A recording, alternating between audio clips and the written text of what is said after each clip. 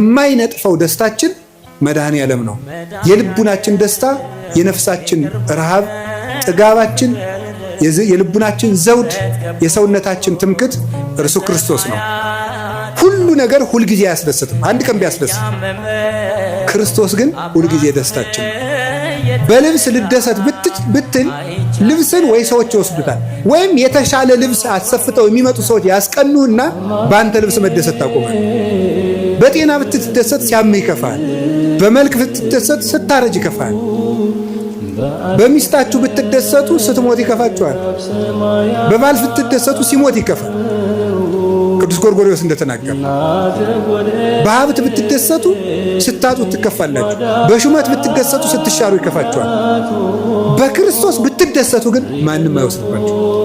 እሱን ማን ይነጥቀናል? ሁሉ ይወሰዳል። የማይወሰድ ሀብት ክርስቶስ። ስለዚህ ቅዱስ ጳውሎስ